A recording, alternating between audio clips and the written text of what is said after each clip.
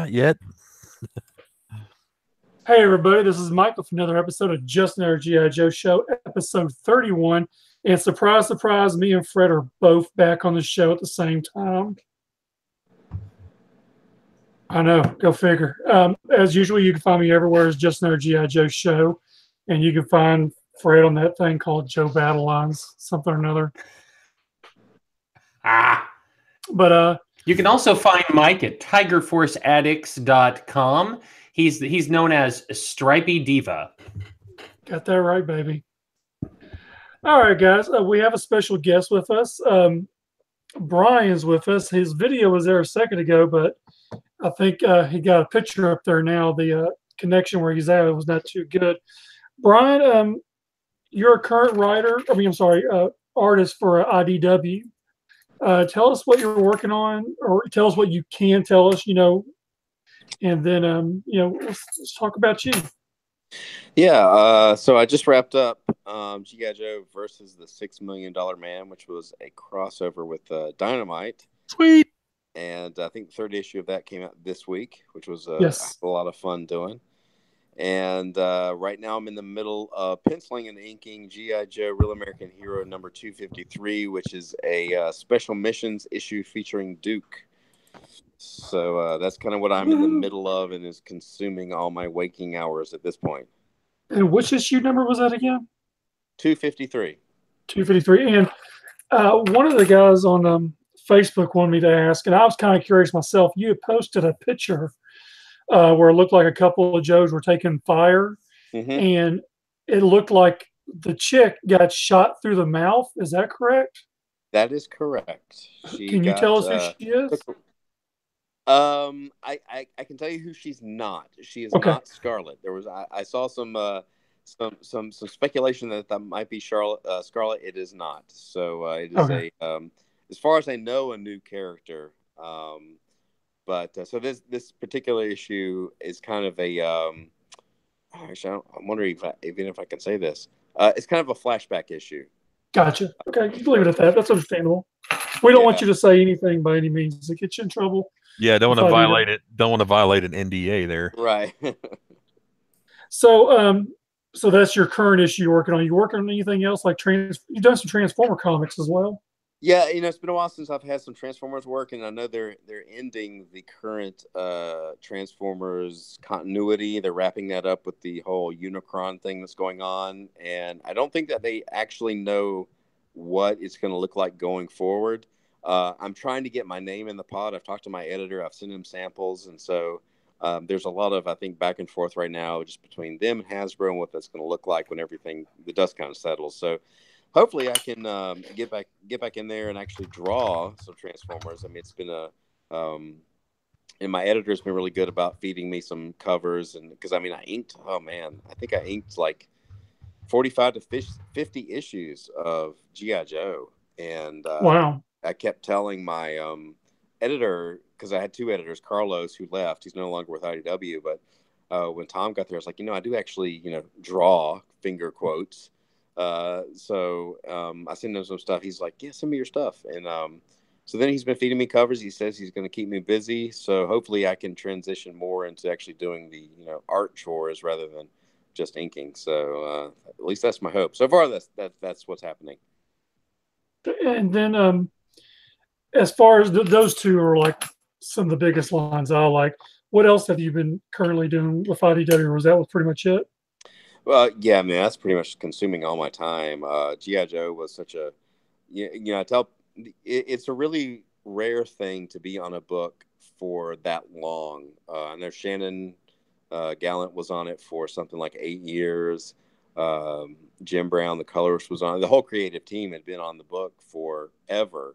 Like I said, like 45 to 50 issues, and that's pretty rare for these days in comics. So now, they're shaking things up. They got different artists on. They're doing the special missions things. They moved us to, I think Shannon actually asked to go to $6 Million Man because he just loves the $6 Million Man property, and anything 70s or 80s is in his wheelhouse. So they moved us all over there. And then when the special missions thing came up, they asked me to draw that, and Jim is coloring it. So pretty much that's been consuming all my time. I did do a Ghostbusters cover for their upcoming Ghostbusters crossover series. That's like I think issue 6. So that's pretty much it. Other than that, I've got a creator-owned thing that's supposed to be published in the fall. I think August or September. But that's hasn't really been announced yet. So we'll see how that goes. So that's pretty much been taking up all my time at the moment. Gotcha. Now the $6 Million Man, that's 4 issues. Is that correct? Yeah, it's just 4 issues. Okay, I'm waiting for all of mine to come in before I start. I don't like reading one issue than having to wait. Right, yeah. Having to wait till I sleep. I thought it was 6 originally, but I guess I was wrong. So it's 4. Yeah, well, I thought they would. I was told 5, and then it got pared down to 4. I don't know all the behind the scenes stuff, but yeah, it's definitely 4. I finished all the art is done. I think the 3rd issue came out last week or this week. Yeah, it just came out. Yeah, it was this week. Yeah, it was this week. Yeah. I still got to go pick it up. I'm looking forward to it. That was a really fun book. I had a blast on it.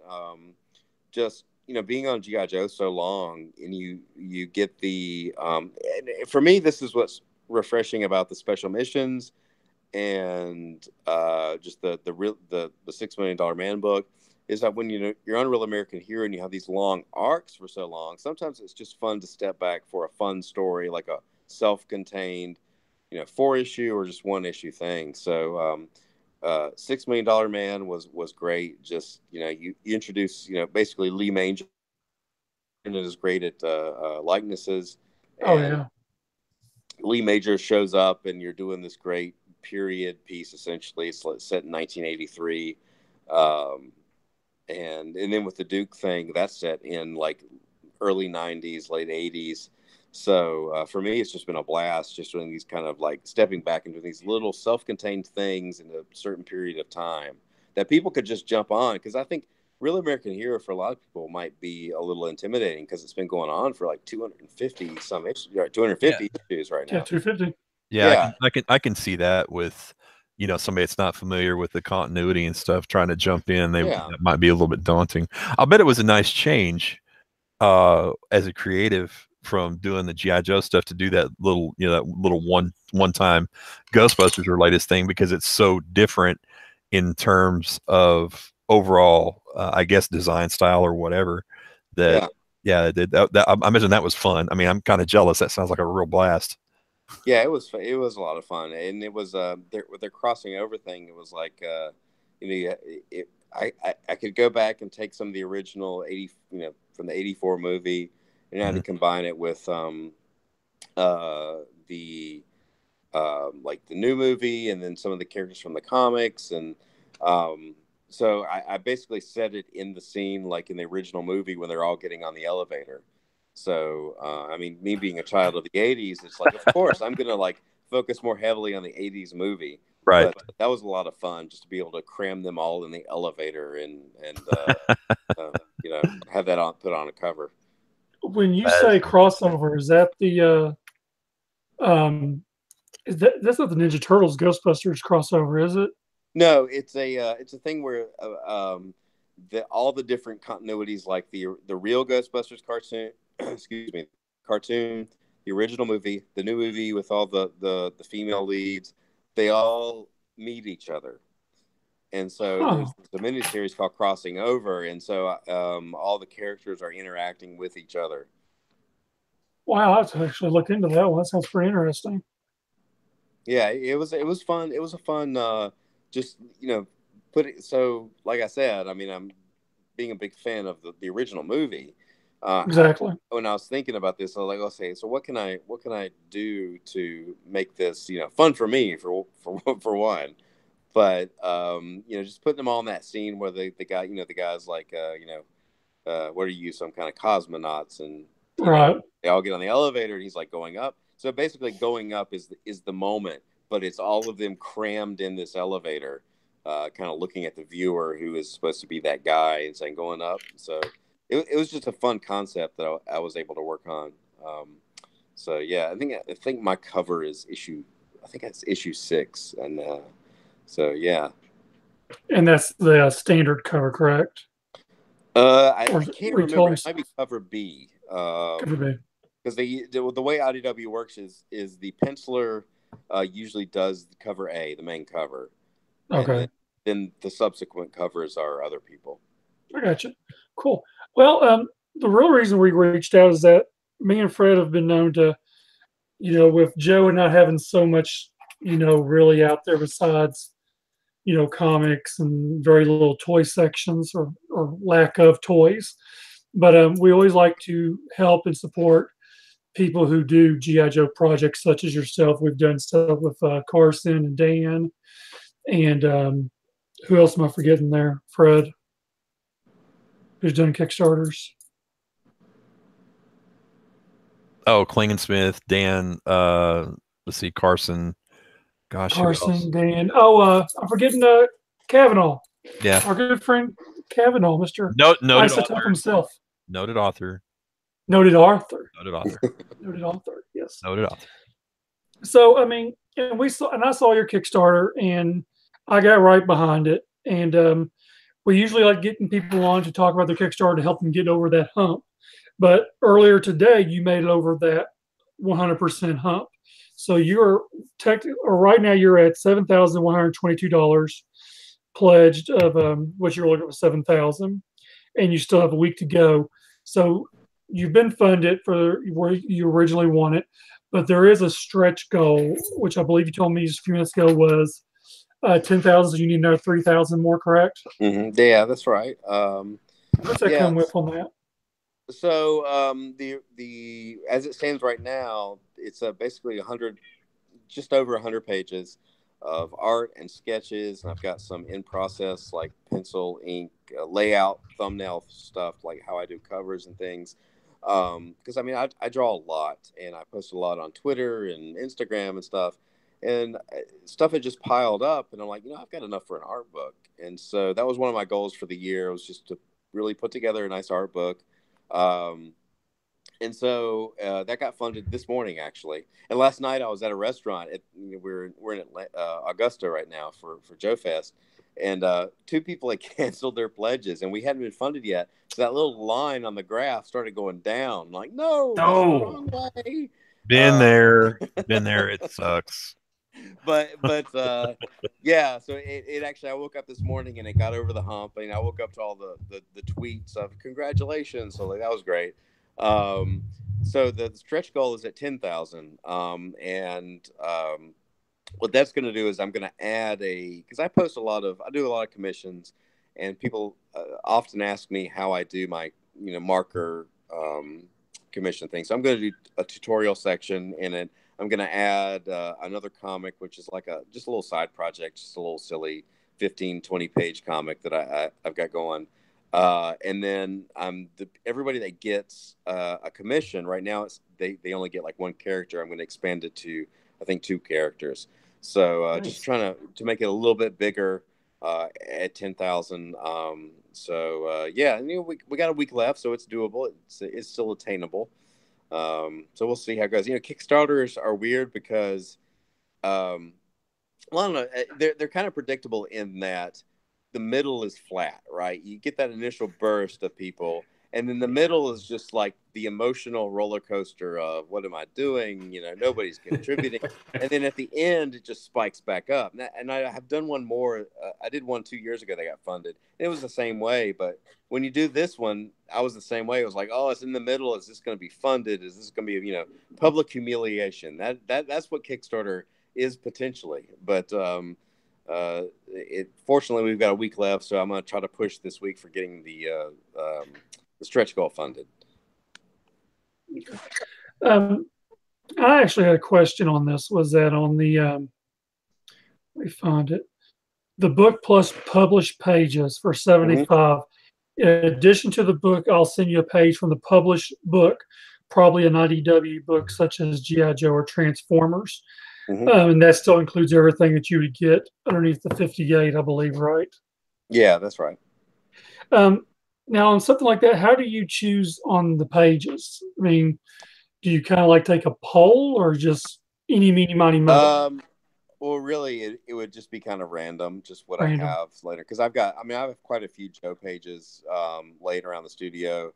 So I would try to pick one that I think someone might like. And then, because I limited it, I think, to 30, which I have way more pages than that. But I'd like to be able to pick out something that at least has a recognizable character. So a Joe fan would say, well, I got this page with so-and-so on it, and it's not, not a page that has just all background characters. That wouldn't be fun. You got any hit and run character pages? I don't. Yeah, I don't know. That's a tall request. Yeah, I have so many pages. There's no telling, because I've been on this book for so long. Right. That they've literally. I have stacks where the pages are essentially blocks of wood again.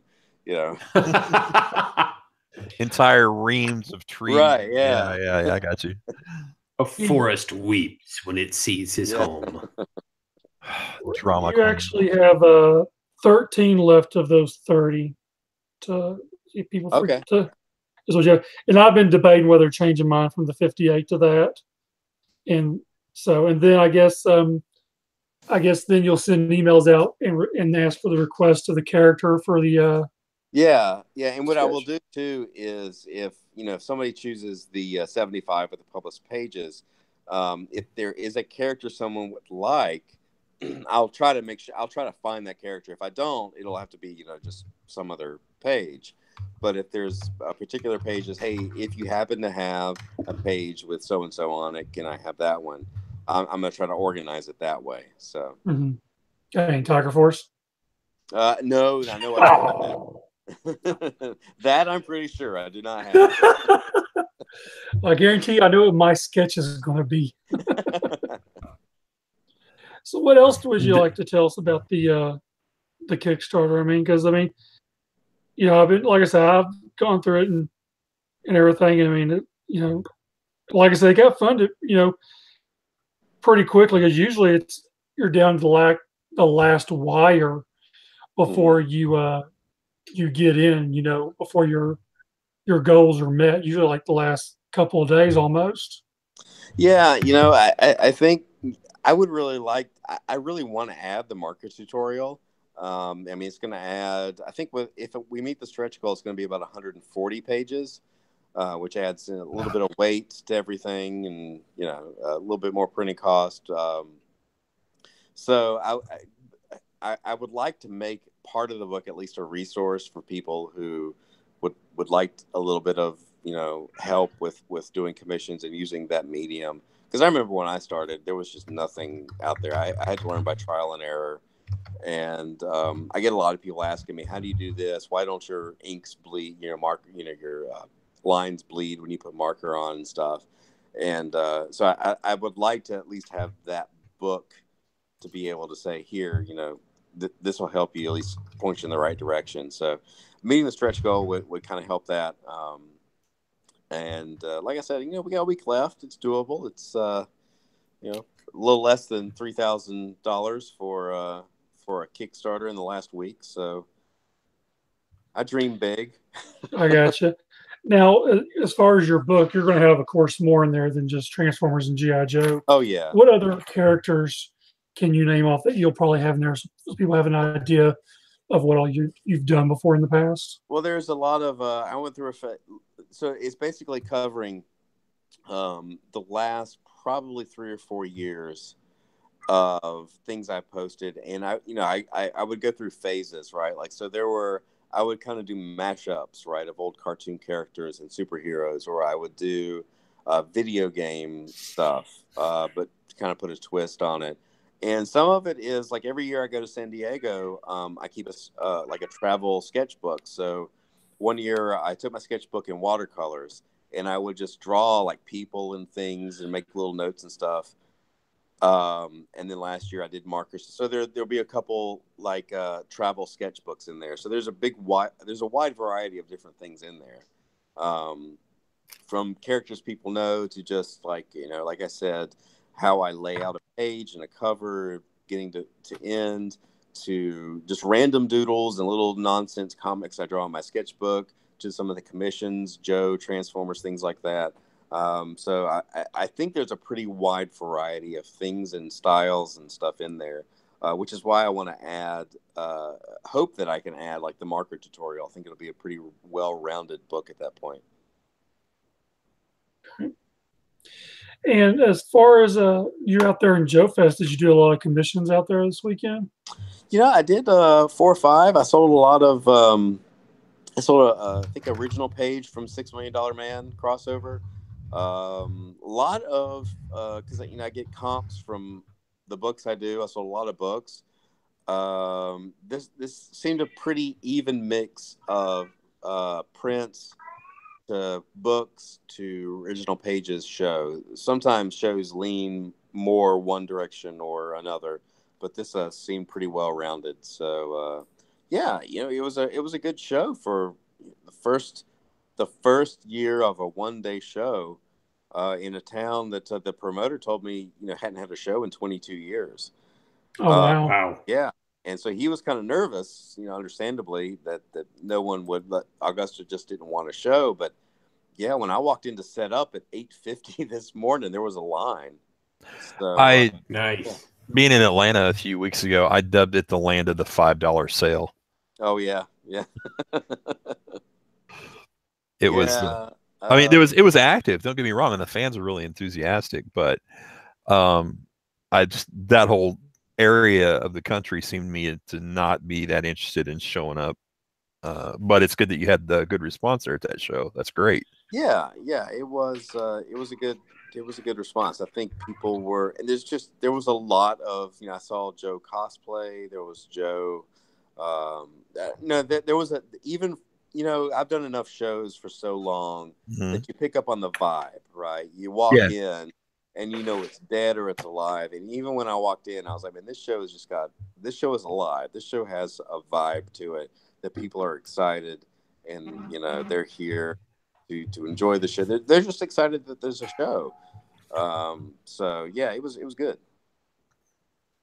Now I had seen some videos from there. Was the dealer room pretty big or small? It looked kind of small from what I saw. I don't know if that's correct or not. Small. They were the space was tight.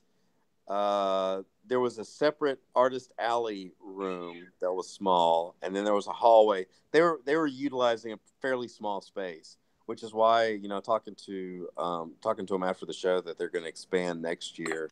And the thing was, they got a small space because they just didn't know what to expect.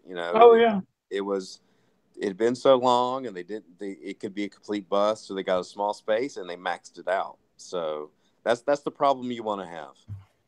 Yeah, I feel that completely on that end. Yeah, it's not like you've ever run a show or anything before, Mike. No, I don't know how to run a show.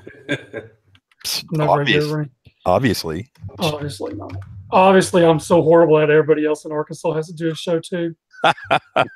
They just don't like mine no more. So, Fred, do you have any questions? I've been talking, and this is unusual, Fred, to be so quiet. That's because Fred's having computer issues over here tonight. Is that what's making all that noise in the background? Yeah. Inconsiderate. Well, I was just going to ask really quick, Brian. We've seen the Kickstarter, we've seen your work. I'm just curious, like, who were some of your influences? Like, who were some of the artists that you look at and you're like, man, that's who I've always, gotten inspired by. It seems like I've been asked this question like recently a few times, and I tell people I was influenced by, because my style tends to lean more towards the looser cartoony style than the hyper realistic. Mm-hmm. And when I got into comics, I was really in high school. I think I read a lot of the Justice League International back in the Booster Gold, Blue Beetle days when it was lighthearted, and so that kind of formed my sensibilities. That's the Keith Giffen stuff. Yeah. And that was like my sensibilities as far as tone that I really enjoyed. Was like, yeah, there are stakes, but it's not too serious, and it can still be fun. But as far as artists, I went so long growing up without really knowing who anybody was. I would look at a book and go, oh, this is cool. I like this. And in retrospect, I was looking at Neil Adams or, whoever. But I don't draw like them. I think the first person, like I really like Mike Ringo's stuff back. Nice. Yeah. Nice. You know, he left us in 2007. Yeah. And unfortunately, he lived not too far from me. I got to know him a little bit. But anybody that can pull off a loose cartoony style, that can pull off a story with that has stakes, like you know, anybody that can be cartoony but still pull off a superhero book has done it right. I can give you a great example. Paul Smith. Yeah. Paul Smith is a very loose, almost modern animation style, but his storytelling is fantastic. Yeah. So, you know, if you're a solid storyteller that is not hyper rendering everything realistically, because, you know, when I was first coming up, that's the kind of stuff I would be drawn. Like, I would look at something that somebody drew, you know, so detailed, all the cross hatching and everything. And I would say, well, that's really technically great. But the older I got, I would be like, well, it doesn't excite me. Yeah. It's technically great, but it doesn't have a tremendous amount of style to it in terms of interpretation. Yeah, it's like I want some energy and some feel and stuff. So I feel like I at this point, because, you know, the story I'm doing now and there with G.I. Joe Real American Hero 253, it's a story where, and I'm not spoiling anything because my editor posted this page, Duke and the driver of a Humvee take fire and a bullet passes through her cheek, right?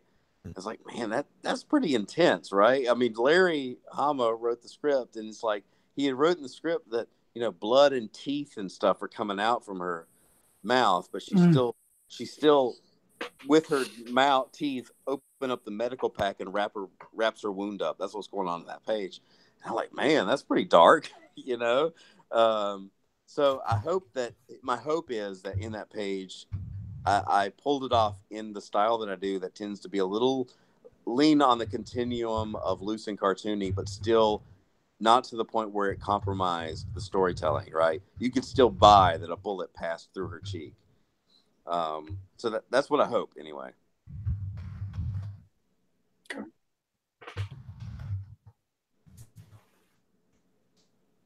Hey, your comment about that reminds me of, was it an interview I'd read, and they were talking about Jack Kirby's art and how, you know, Jack Kirby didn't just show a guy throwing a punch. Jack Kirby showed a guy putting his whole weight into, you know, everything was exaggerated to the point that it got you excited reading it. You know, you felt that there was an energy to it.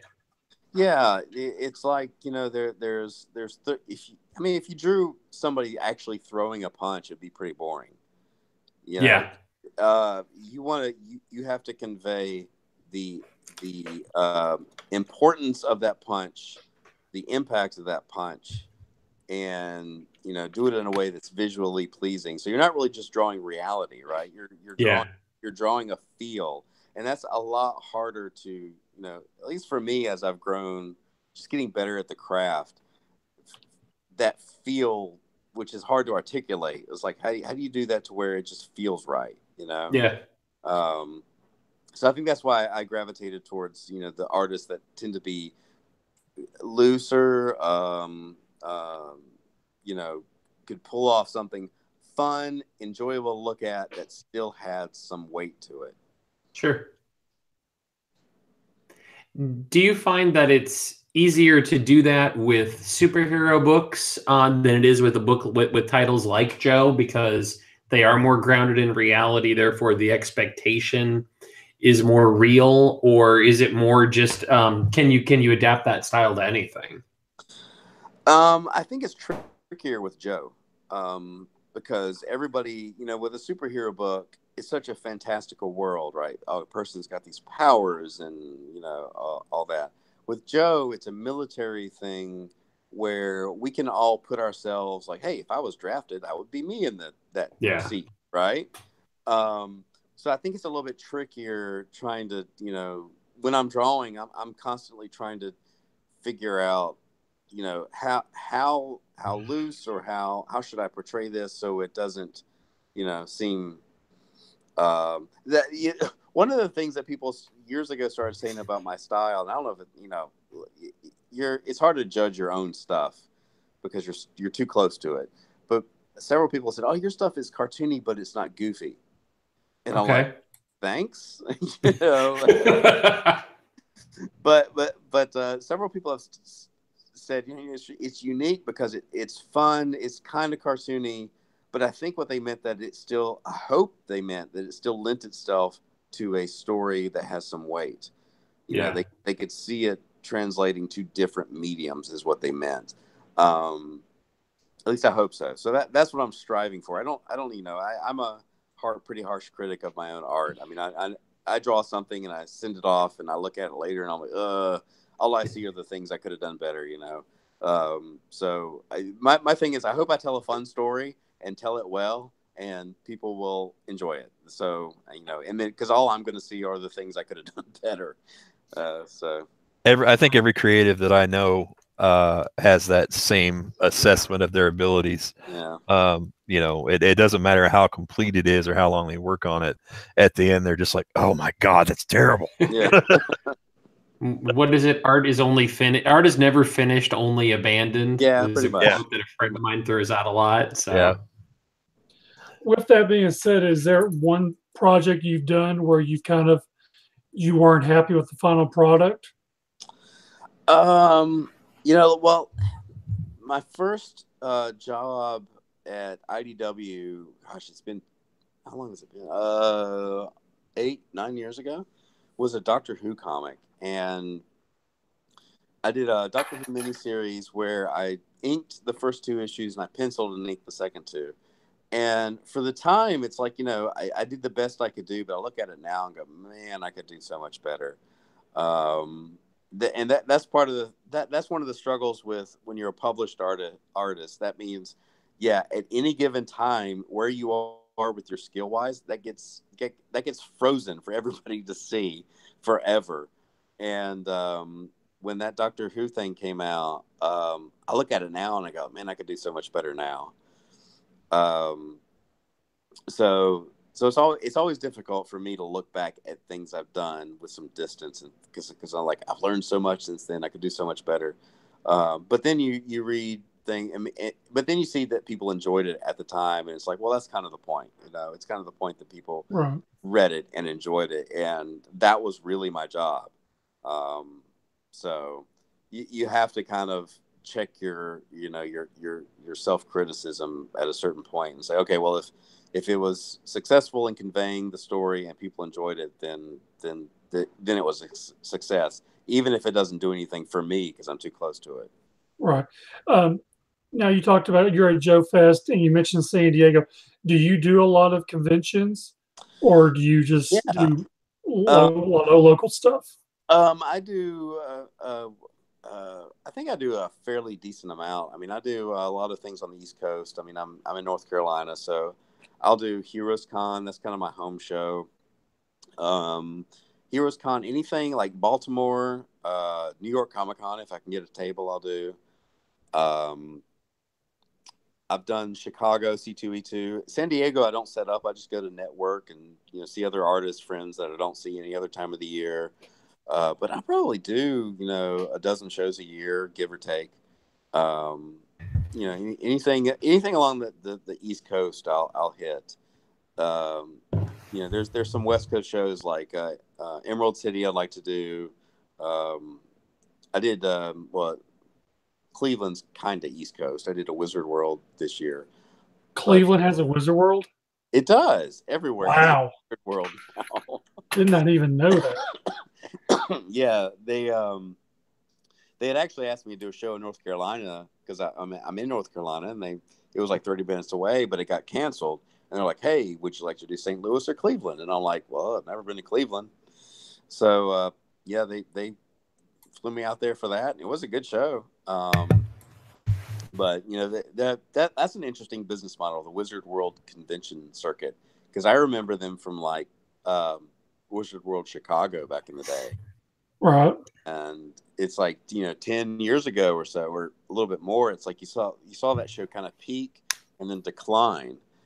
And I hadn't done a show in 10 years by Wizard. And oh, wow. Yeah. And so I did this show, and it's like, well, it was actually, I had a really good show. So I'm like, hey, if y'all want to bring me out for more shows, feel free. A vastly different experience than what it used to be, huh? Yeah. It's they've worked on their business model or something. Something's going on there. Well, I know when they changed hands, there was a lot of angst over how to kind of rebrand those conventions. Yeah. So it's good to hear. It's good to hear that they've kind of found their footing. That's great. Yeah, in this day and age when it's kind of the golden age of conventions, right? I mean, there's a convention everywhere. If you can't do a good convention, especially as Wizard World, I mean, there's no excuse why you shouldn't be able to. I know some dude up in Little Rock that has a convention, but I heard it's a real loser. Yeah, he's a loser, fat loser. Well, something about TigerCon, and you have to wear stripes to get in, and lots of yellows, and it's a mess. Yeah. That joke's never getting old. I got one question for you here on the live chat. Okay.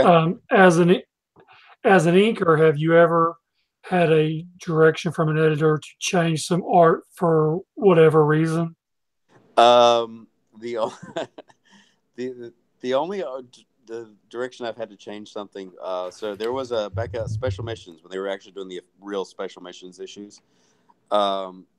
I don't know if y'all remember the one where the Destro's in a big mechanical Destro head, and all the Joes are on the beach, and so Roadblock is throwing like a dumbbell at it, and Scarlet is right up front in like a bathing suit, because all those Shannon drew those. All those Special Mission issue covers were just great. They're just so over the top.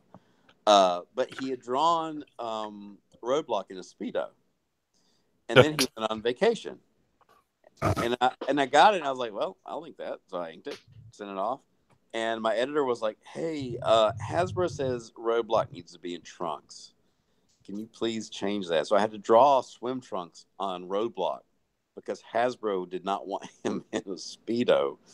So that cheeks hanging out and all, huh? Other than that, sometimes Larry, or a script would have a character that had been killed off, and we didn't catch it because there's so many Joes. And I remember early on, this only happened I think once, where there was a crowd scene, and I don't know if it was Larry wrote it in or Shannon drew it without thinking, but there was a dead man in the audience, and so I had to switch that out. But other than that, that's pretty much it. Gotcha. Well, Brian, I do appreciate you taking the time, especially at the convention, to chime in with us and talk about your Kickstarter and all your life's work you've done in the past, and and I look forward to the Kickstarter. Again, you have 7 days left on it.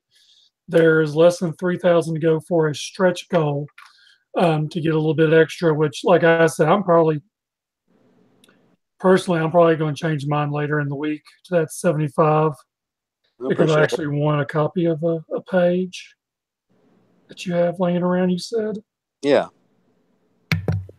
cool. 75 is that's the one that has original art. There's several different tiers. I tried to make it so in addition to just the book, and every book has an original sketch. I'm gonna leave in the back page a space to do an original sketch. So every book will have. That's nice. That's a really nice touch. Yeah.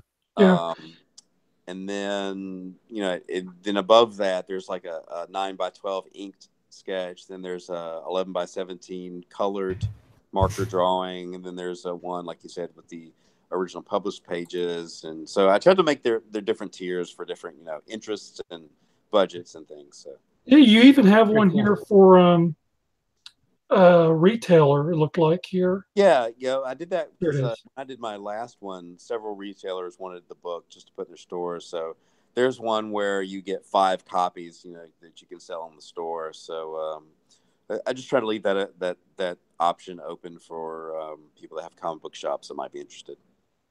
Well, that's a really cool thing. I haven't seen that before, but I remember reading that because I used to have a comic book shop. I thought that was a pretty cool thing. Now that they would just be a signed copy of the art book itself, no sketches or anything involved in that one. Yeah, I would try to leave that open just because if somebody bought the book and they saw me later at a convention, try to get them something that they wanted. So. Gotcha, totally, man. And then there is a 11x17 color commission. Mm-hmm. Yeah, that's the if anybody follows me on Twitter and Facebook, a lot of the commissions I post are basically that, where I've done a lot of Transformer stuff and G.I. Joe stuff that I'll do the marker render, the nice 11x17 drawing. So that's been a really popular one. What, if you don't mind me chiming in on that, what is your rate for doing commission stuff like that? Yeah, I'm sure you get a lot of guys that are interested in having their favorite Joe character, or whatever, drawn up, but don't have any idea of what something like that costs. So. Well, right now, I mean, I'm charging basically $150 for that full color 11x17. Yeah, so that's a good price. If you do the Kickstarter, you're actually getting a better deal because you're getting the commission plus the book plus all the digital stuff. So. It's basically my normal commission prices. I'm just tacking a book along with it. It's a good deal, I think, given what my experience has been buying, print stuff from guys at shows and things like that. That's not a bad deal at all. Right. Yeah. Yeah. You have to forget. Is Mike losing his signal? 75. That's a book plus published pages. You get a signed copy of the book plus a sketch on the inside back cover, digital version of your very first art book, Scraps Volume 1, an 11x17 print, and then a physical copy of William the Last Chapter 1. Yeah. Okay. Yeah, so that'll be the William the Last thing is, like I said earlier, that's the last Kickstarter I did, and it's the book that's going to be published. It's my creator-owned book. It's coming out this fall, so that's I only have a few hundred copies of that version. So when the new book comes out, and it's got some extra stuff like just how I developed the character, the story, and things. So once those are gone, that's all of that. I'm not reprinting that one. And then on the 11x17 print, what exactly is that? Is that a print at random, or is it a multiple print that everyone will get that of those 30? Or it's basically a print, any print in my catalog, and I will probably do an update that lists everything I currently have, and people can, and I'll number them so everybody can just say I want number 8 or number 6, cool. Whatever. So that's basically all the prints that I take to conventions. They'll be available. Well, I want to help you out before we get off here with you. I'm upgrading mine right now. Oh, awesome. So you're still at 101, but you're moved up a few bucks. I say you're at 102 with Mike's upgrade. Shut up, Fred. I'm sorry, 102.25. Okay, there you go. Hey, dude, that bread job's, I'm certain it's just rolling in the dough, right? With all that new product coming out. Yeah. But Brian, we do appreciate you coming on and taking the time again. Again, he's got a week left on it. Go up there, support it. There's a lot of cool tiers here of different items. So, I mean, they look really good. I'm enjoying them, and I'm looking forward to them. Now, one more time. When's all this going to ship out? Was it later in the year? Yeah, I set it for October, trying to give myself enough time just to draw the commissions and things. Yeah, so I'm basically shooting for the fall to have it all wrapped up and everything stuff. Well, great. Well, again, thanks for taking the time, and I'll keep in touch with you on Twitter. I actually have a few more questions for you. Sure. About some other stuff. And again, thanks for coming in here. I really appreciate you taking the time again, man. Yeah, thanks for asking me. I enjoyed it. All right, thanks a lot. All right, thanks. And with that, I think Fred is fixing to chime out. He's got family obligations. Yeah, I got to head out here in a couple minutes. Go ahead and throw down those hot sports opinions, and we'll tear them apart while you're gone. Oh, I'm missing the FS8 talk, and that's, man. We'll talk about it. What's an FSS? Yeah. Welcome to After Hours Battle Royale. Before I go, I'm just going to say one of the figures that we've seen so far is a hot flaming dumpster fire. And it's up to you to decide who.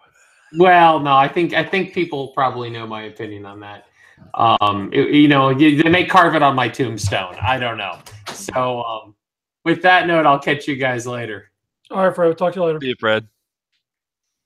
Coward. He's not going to say who it is.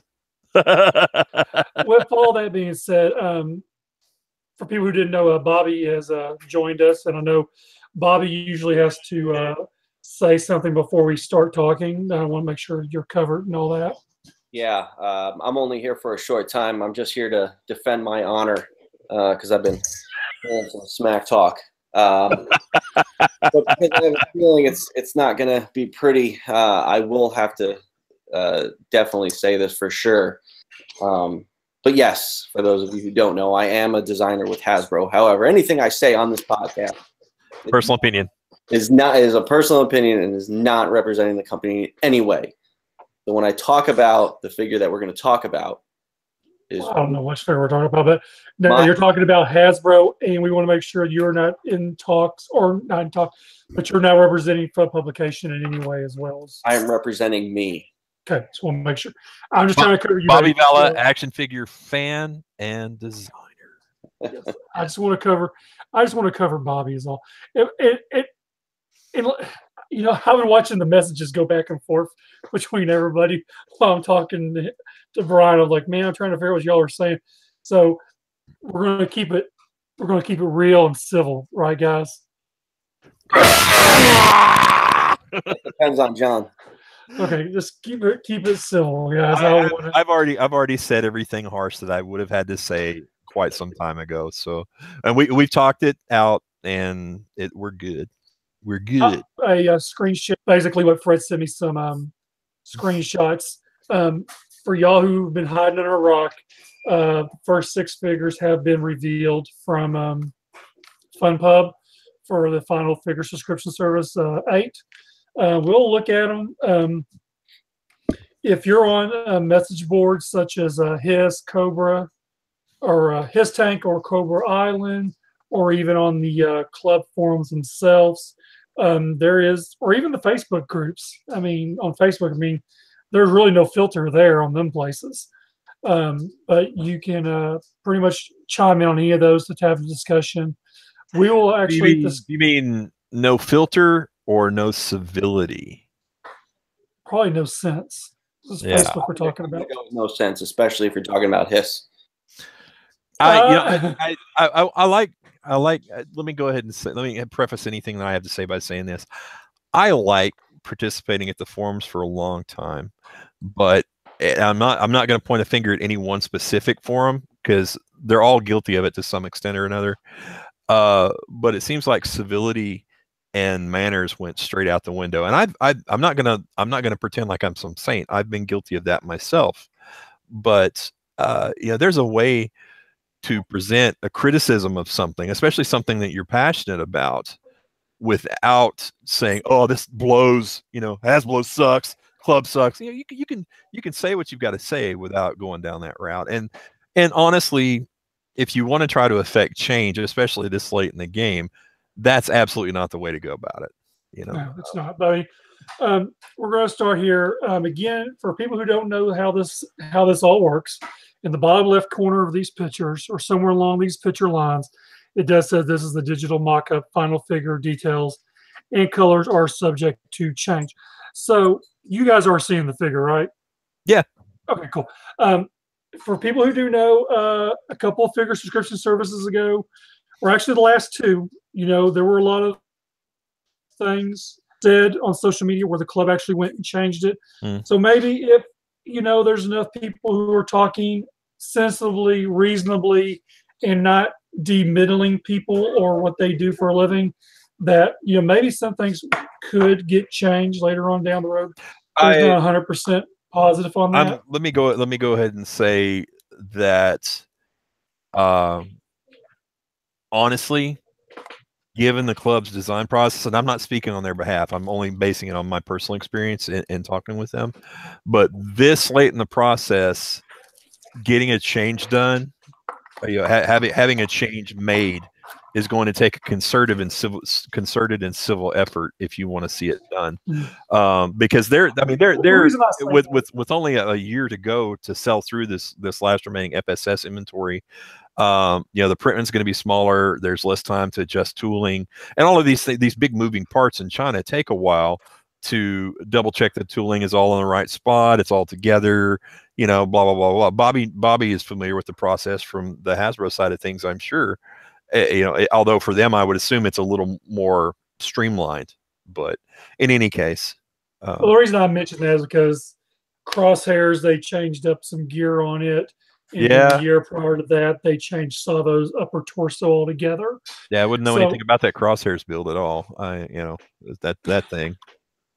But with that being said, Bobby, you said you were short on time. Is there specific figures you want to talk about before you had to get off? Let's just skip to the next one. Let's just go to Fast Draw. This one here? Okay. Fast Draw, as people can't tell, vintage on the left, the new modern on the right. This here, I'm not, the only parts of the build I know the Blowtorch's helmet, upper chest, and the IG legs and arms. I believe is that right? The IG arms. Am I right on that? Yeah, it's Moneybags, Destro, Iron Grenadier arms, okay. Lower legs, armor, that kind of thing. The thighs are from Heavy Duty, right, Bob? Yep. Yeah. Yep. And you said the legs were from Heavy Duty? The thighs are, yeah. Oh, the thighs. Okay, I saw the lower legs, and I assumed it was all IG legs. Yeah. So, these are one of the figures that I know there's been a lot of talk. I know a lot of people are kind of upset or kind of tired of seeing the Blowtorch portion of it. Now, granted, we don't know what the face will look like, if it's like a ski mask kind of covered face, or if it's going to be an actual person's face, or it's going to be Blowtorch's face. It is not Blowtorch's face. Okay, thank you for sharing that. Everything else, I mean, the only thing I do not personally like about it is the Blowtorch helmet with the chest. Of course, there's been a lot of fan builds I've seen out there, oh yeah, that looks good, that looks good, that looks good. But then, of course, you got to think back of your head. A lot of people don't know that the club is limited on what they can and cannot use. And just because some people think that would work or that work does not mean that the arms and all the mechanical parts would work with it as well. Isn't that kind of how the process works there, Bobby? I'm sorry, what was that again? Oh, he was just saying that sometimes the limitations are the integrations of parts from mixing figures. How some the disc might not fit or the spacing might not be correct, that kind of thing. That's the biggest gripe that I have with the armchair commandos on the message boards. Is they're not the ones taking a week to work on this build. They're the ones sitting there at first glance taking 30 seconds and saying, why did you use that helmet? You should have used this one. Well, let me tell you something. I went through my library of parts, and I have every single G.I. Joe part. So I tried every single head, every single helmet, every single torso combination. So the thing that I get kind of angry about when I made the mistake of going on to Hiss when the figure got released, and going on the Hiss is just a mistake all around, because no one on that site likes anything anyone does. And I said to someone recently that toy design is a 50% thankless job, and that couldn't be any more true of a statement, because you're spending all this time and energy and hard work, and you're trying to make something awesome that consumers will love because you're a fan, but you also want people to love it. And then half people hate it. And you know what? That's normally the people you hear from. Because you go on Hiss, you'll get 1 out of every 20 comments that's like, oh, I like this. And it's not like oh, I like this. This was really creative. They did this. This was awesome. It's just I liked it. I like it. But then the negative people go on rants and rants and rants. And they really need to stop and think, hey, someone's taking their time to work on this stuff. The club is taking their time to put out this product for them. Hasbro's not putting out any product right now. The club is. You know what? If I were a fan, you know, outside of working at Hasbro, and I looked at it like, okay, well, the only dual outlet I'm getting is from these group of guys that are doing it on their own, I'd be like, you know what? That's great. That's great that they're doing this. But instead, you get people that are just shitting all over them and not taking the time to say, hey, you know what? Okay, that figure's not for me, but they're giving me something because they want us to have something, and they're trying to get it out to us. It's kind of like what I tell my children: something's better than nothing. Exactly. Most of the time, I would agree with that, and I'm not going to disagree with anything Bobby said there at all. In my dealings with folks, if you have something critical to say about an item, it's better to sit down and think about what you're saying. And remember, there's another person on the other side of the equation that you're talking to who has, as Bobby said, put time into something like that. And whether you like it or don't, they've definitely put some thought into it. It didn't just happen, you know. So it would be nice if everybody could remember that. And again, like I said a while ago, I'm guilty of having that knee-jerk reaction sometimes myself. But I like to think that at least I can use my words to say what I don't like about something rather than just going, well, this sucks, it blows, you know, that kind of thing. So on my aspect of this figure, really, the accessories are cool. I like the pack on them and the handguns he has there, or what things are called. Bluetooth high-tech remote controllers. Okay. We're going to go with that. That's what they are. Okay. I mean, compared to what I really like about this the most is honestly, I like the legs. The legs are pretty cool. I like, you know, I'm a huge Destro fan, but I like the legs and the arms on him. It looks really good. Again, like I said, I'm not a big fan of the helmet choice, but that's just me. It's not going to deter me. I mean, I'm still going to sub regardless. I'm still going to get these figures. It will stay in my collection. I might keep it maybe without the helmet on, maybe. I'm not sure. But I mean, I might keep it. I mean, you know, there's some figures in these 6 that I like, and then there's some I don't. And one that I don't even really remember as a child. So we'll get to that one. But I mean, as far as this one, it's, you know, like I said, you know, there's been multiple sources, you know, fans doing other things, and, you know, everything looks cool, but, you know, and I know from talking with, you know, Bobby that, you know, on other things outside of this, that, you know, this is a lot of, you know, I mean, I know Bobby is very, very dedicated to what he does on this. And it's just like when I go and I buy something in store and someone says something to me about what I'm buying that because I know the designer of that toy.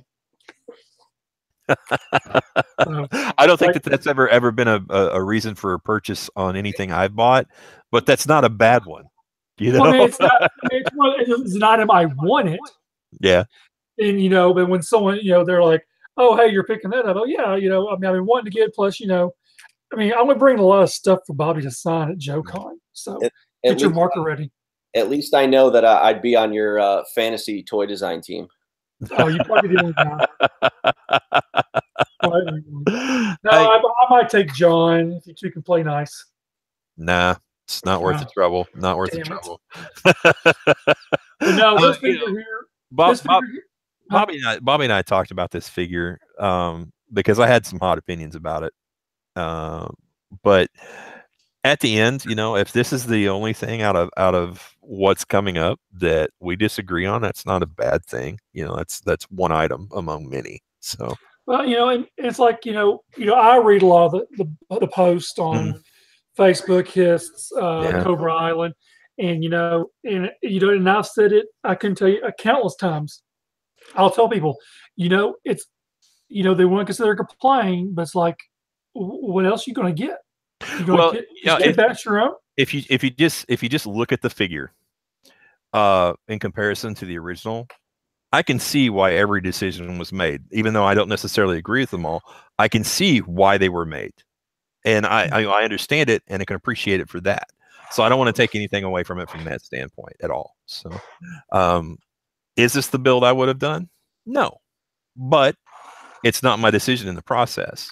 So, that being said, you're getting a fast draw. You're getting a fast draw that doesn't look terrible, no matter who.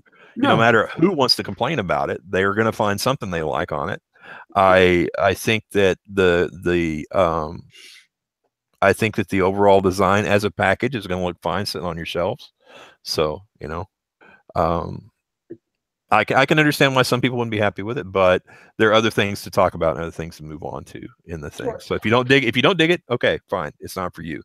If you do, awesome, great. Try if you don't, and honestly, if you don't like half of these, or you like very little of these altogether, why would you sub if you only like two figures? Just cherry pick is all I can do. Yeah. Cherry pick. Bobby, where do you want to go next? Well, just a couple more thoughts on sure. Yeah, absolutely. The thing I wondered with this one, and you know, using the blowtorch head, sure, there's some blowtorch fatigue, I guess you would call it, out there. Had there not been multiple uses of blowtorch, say there was only the 225th that came out, and then it wasn't used, I wonder if people would be bitching about it as hard as they are. Honest, from strictly from my point of view, I'm not speaking for anybody else here, but you know, we talked about it. My issue with the blowtorch parts is not necessarily that they don't suit the character, because obviously you're referencing everything the original had: the blue breather hose, you know, the large goggle visor, you know, the red helmet with removable faceplate. You know, you're getting all those notes exactly, so you're getting the callbacks. It's, for me, the problem has always been the fit. And we talked about that. The mask doesn't like to stay in place very well, and especially if you try to pose the head with the breather hose attached in the chest. But again, like I said, I can see why every decision was made, and I can appreciate it for that, because you are hitting every single beat that the original figure had. And given the club's criteria in general, they want to ape those original American Hero figures as closely as possible for the most part. And if that's your design sensibility and that's where you're going, this is what you're going. Yeah, there you go. The other thing with this figure that kind of like ate away at me, that I didn't like think about why people didn't stop and think this thought, because they're obviously thinking and reacting like forum writers do, but from a gut instinct as opposed to a higher thinking instinct. Just look at Fast Draw as far as the whole 80s line. Look at the American Hero line, look at Fast Draw. He's unlike any other figure. He's got armor on, he's got giant missile backpack, a helmet, a breather hose. He's very complex as a figure in general. So you have to stop and think, well, when you look at this figure, it would be hard to do this figure without new tooling. I mean, you look at this figure and you would think that this figure would be 75% new tooling. There's probably a reason, I don't know this for sure, but there's probably a reason Hasbro didn't do him, because he'd probably be so expensive. Yeah. But when I was working with the club and they were like, we're going through the list of figures to do for FSS 8, and Fast Draw got put on the list. They said, can you do Fast Draw? And I said, I think it's going to be hard, but I think it's going to be doable. And I was up for the challenge because I saw it as I think it can be done. Yes, it's not going to be exactly what people want. But Chris McLeod, I was talking to him after the figure got shown, and he was saying on his podcast, he was like, man, if they do Fast Draw, I hope they don't put that Duke missile backpack on him. And when I heard that on the podcast, I'm like, oh, he's in it. That one. But I was texting with him after the figure got shown, and I was like, hey, man, I'm sorry. I know you were hating on that backpack. And he said, listen, for no new tooling, you did the best possible job that could be done. And that's how I felt about the build. I was really happy with it. Yes, there were things that I tried that I would have done maybe a little differently, but tooling limitations stopped that from happening. Because it's such a complex figure with so many parts, secondaries, armor, you can't have your wish list of parts and they don't just magically just all fit together, unfortunately. So yeah, you can't stack this. You can't stack this harness on top of this vest on top of this torso and still have the backpack fit and then everything. Yeah, I understand that. I literally spent, I'm pretty sure it was a week working on this build just because I had parts everywhere trying to work this one out. So let me ask you this: if you can answer, it's fine. If you can't, I understand.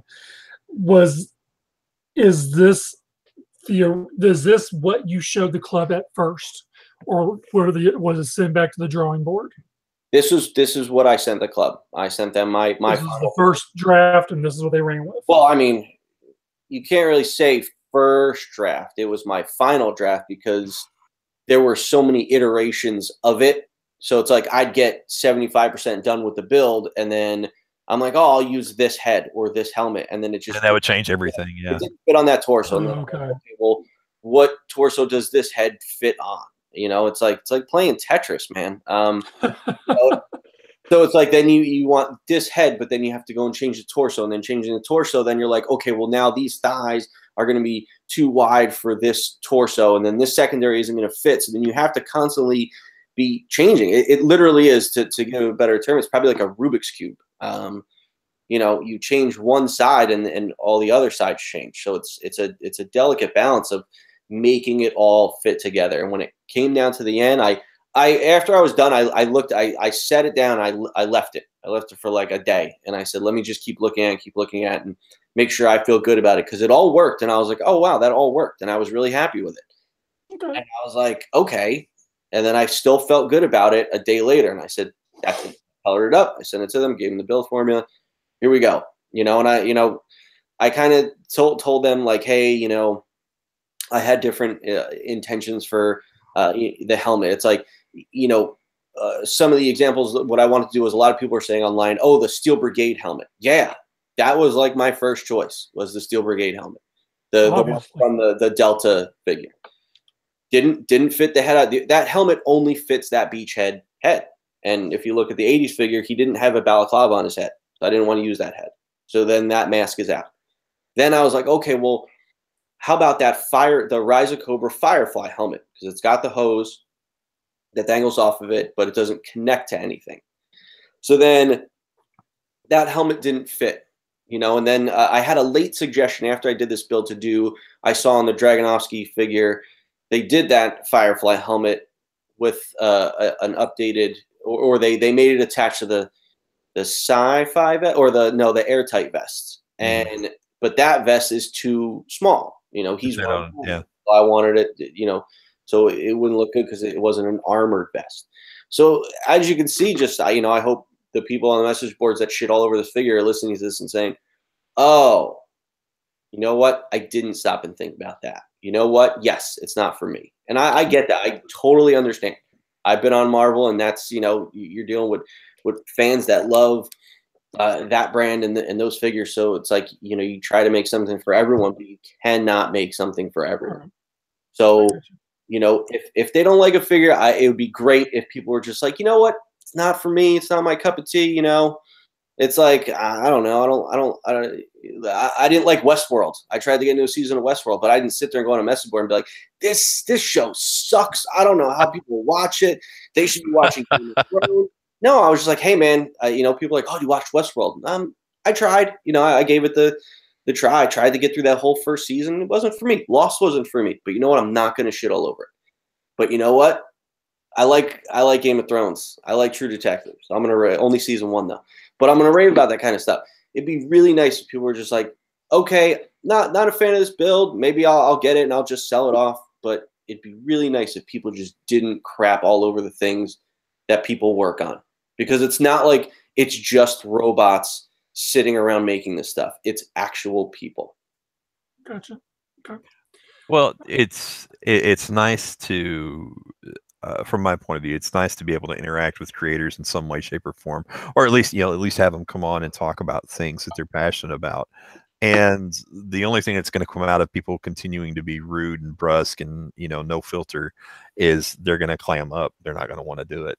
So don't want to see that happen. Where do we want to go to next?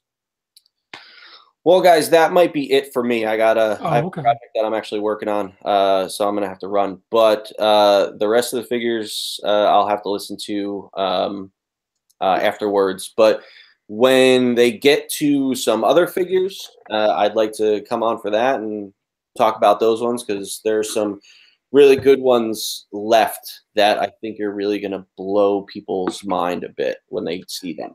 So Who's on that? Who's on that list? Sorry. I haven't seen that list. Who's on that list? Yeah. Well, after the last 6 come out, when we have the next show, we'll get you back on. Okay, Bobby? Yes.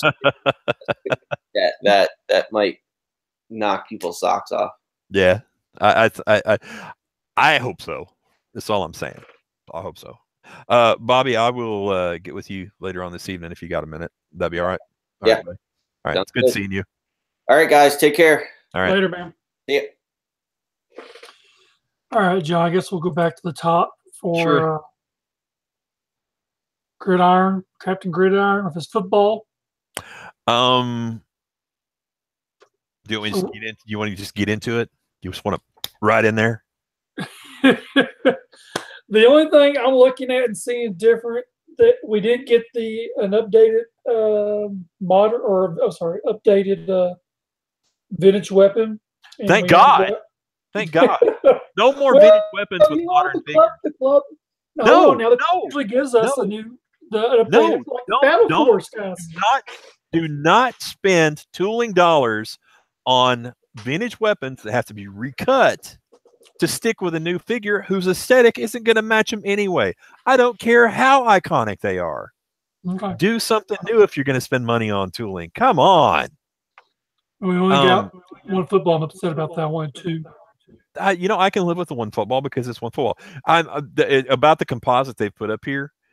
If you want to pick out something that I want to be real critical of, other than the vintage weapon taking up space, is the forearms are backward. The armor is supposed to go on the outside, not the inside.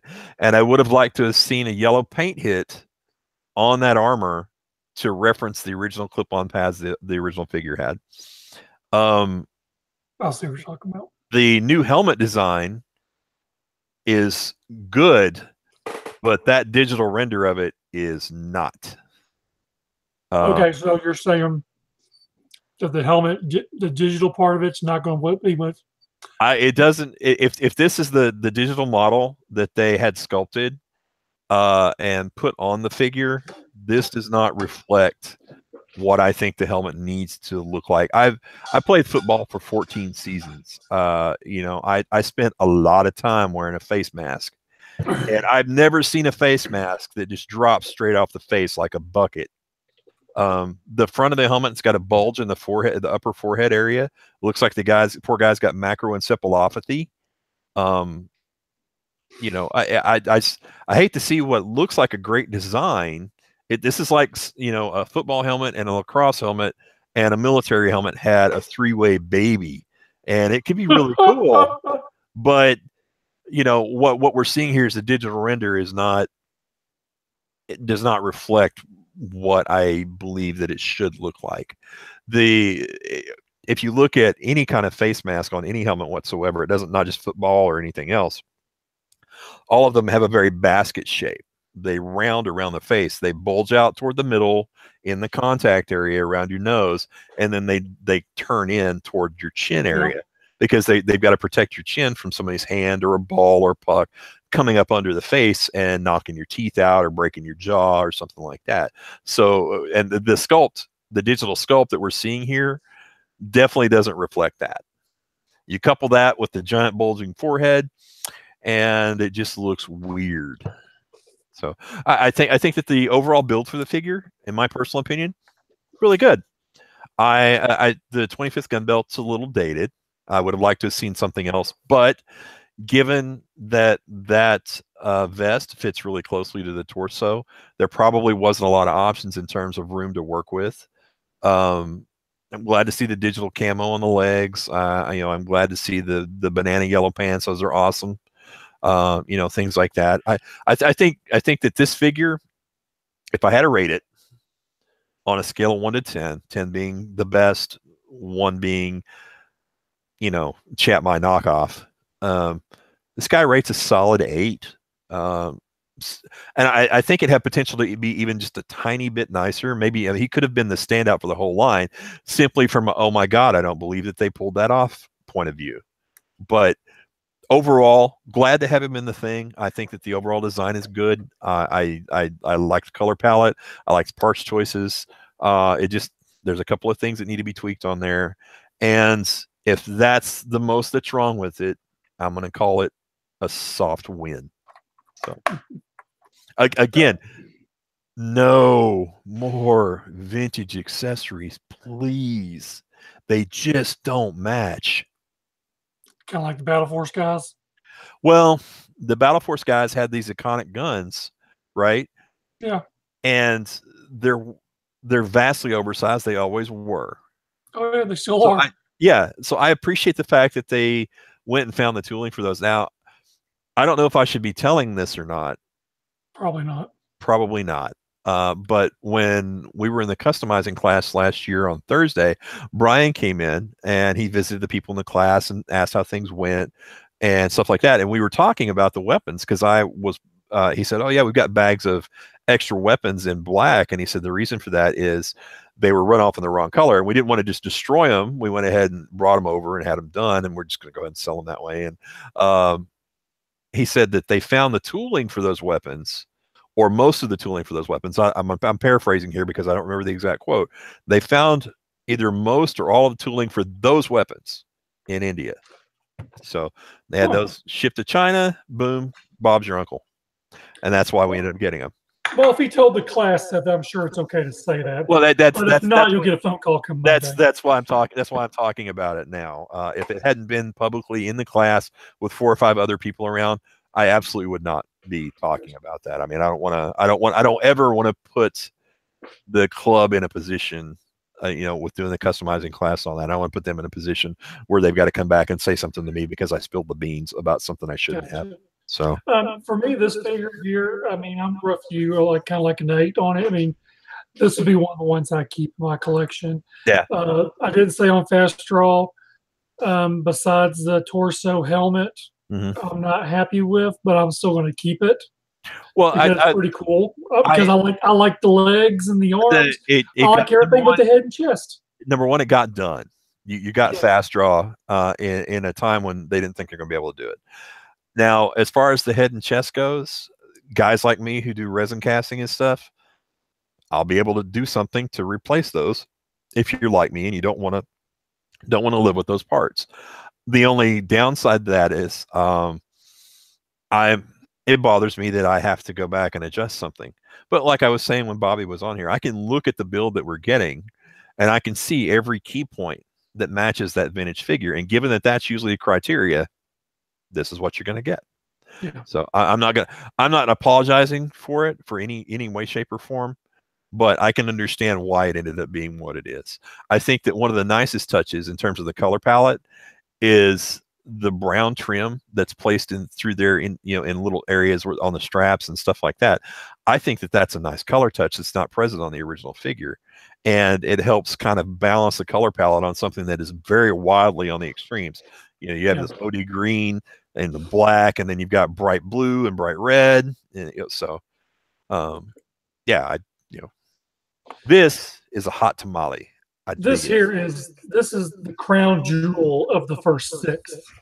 I think I've seen some people that were griping about the legs being a bit long, and I can see that, but I also like the fact that when Bobby was working on these, he went outside the box to look for legs to put on this guy, because most people wouldn't look at the Resolute Destro legs. They're covered by a long skirt, but he did. Saw if they had a great stripe down the side, had boots that were appropriately scaled, and put them on the excellent Ultimate Cobra Commander build.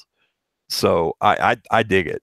My only personal criticism of this figure, and this is the only thing, the stripe that runs down the side of the legs and the lapel, I will probably paint a darker blood red just to give a little bit more of a highlight to the actual red of the body, so there's some contrast between the two, but still stays within the color palette of the Red Shadows figures. So right.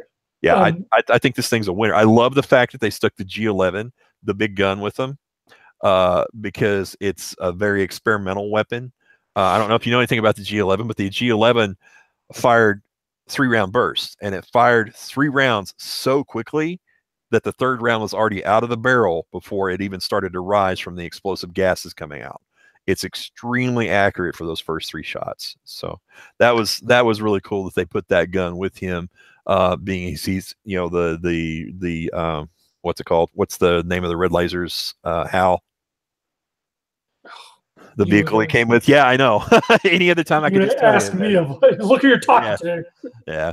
I'm not the knowledge of everything like Fred. Yeah. I love the inclusion of the flag. I think that's really cool. I know that several of the figures have had different faction flags, and I think if you can't give us a faction stand, the faction flag is a good placeholder for that. Now this one here will be drilled out, or you can put the flag behind them like other ones. Or? Yeah, I'm gonna say yes. I think it would be. I know that the G.I. Joe version of the stand has the tooling die where you can put the flag in it. I would assume that they've either retooled the Cobra stand or it has one that's already designed that way. As far as tooling goes, after going through the chicken fried toy stuff and going back and forth with China and back and forth with China and back and forth with China, some fixes are very easy to implement, little things like that, where all they're doing is adding or subtracting a peg size.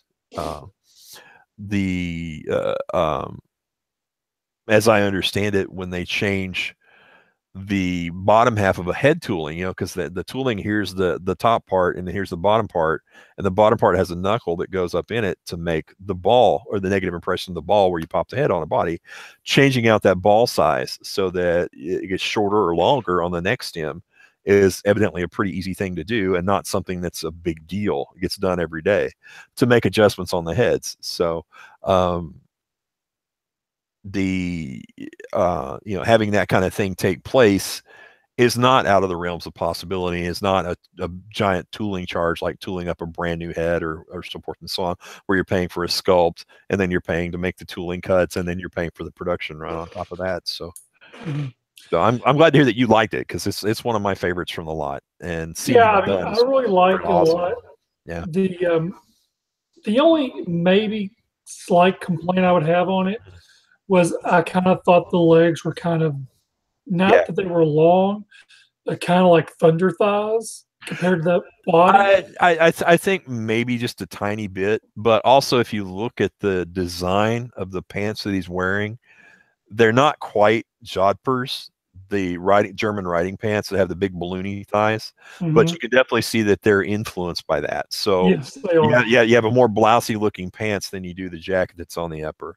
But even at that, I think the figure looks fantastic. I wouldn't change anything on it myself at all. Right. I mean, then of course, like I've always said, these are digital mock-ups, and it can look totally different and work perfectly once you get it in hand. So. Yeah, I agree. And although the digital mock-ups are a good representation, they don't reflect what you're actually going to do. I mean, how many times have we seen from the club over the years that the digital mock-ups would be terrible and the figures come in and they actually look great? Because there's a big difference between what a computer can render versus what you actually see physically in your hands. So, absolutely. I mean, I remember last year's concept, people were just losing their shit over all the Battle Force guys. But I mean, they turned out very, very well, in my opinion. Yeah, the majority of them did turn out. I mean, I have almost no real criticism about that set, other than some of the face sculpts inside the helmets. If you look at the helmets by themselves, put your thumb over the face and don't even look at that. If you look at the helmet by itself, all those are really well done, all of them, and you can see where they combined. This is the look of this one, and this is the look of this one, so we can do this pilot later or this guy later. Exactly. And that all made a lot of sense. Where those heads fall short, and it's not even all of them, it's only a couple, is the actual facial sculpt and the definition between the edges of the facial sculpt and the edge of the helmet. It's not sharp enough, it's not clear enough, and you end up looking with something that's a little muddy. When those were being shown, I talked with people about Four Horsemen, because they were credited with doing the sculpts. And one of the things I couldn't wrap my head around was why the sculpts didn't look representative of their other work. You know, they long time working for Mattel on their DC and He-Man stuff, and then their own line. You know, their own lines are phenomenal. I have some of the, actually I have most of the what is it, the space theme line that they did. 4-inch Leos, guys. Adam Power Lords. Oh, okay. I have most of those, and the sculpt detail on those is fantastic. I mean, it's top notch. And to see some of those Joe heads that they had worked on, and they just seemed kind of subpar by comparison. So yeah. I'm glad to see that the new work that we're getting, Heart Wrencher is a great example, look quite a bit better in terms of the overall detail. Bulletproof is a winner. You know, and I think, doesn't he have one of those helmets? Yeah, he does. He's got Dodgers. He's got Dodger's head. Yeah. Okay, he's got one of them helmets that we were just talking about. Yeah. The only thing that's, you know, it's not a deal breaker by any means. One, I never had the original as a kid. Yeah. It looks good on the modern. The only upsetting part is that you don't have the microphone bubbing.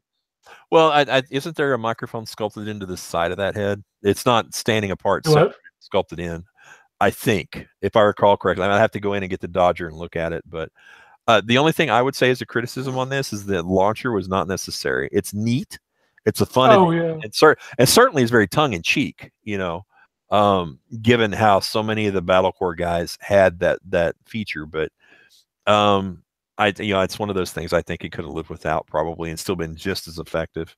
This launcher is a no-go for me. But I mean, I think the build is good. I love the fact that they used the newest set of Firefly legs, which has different gear on it.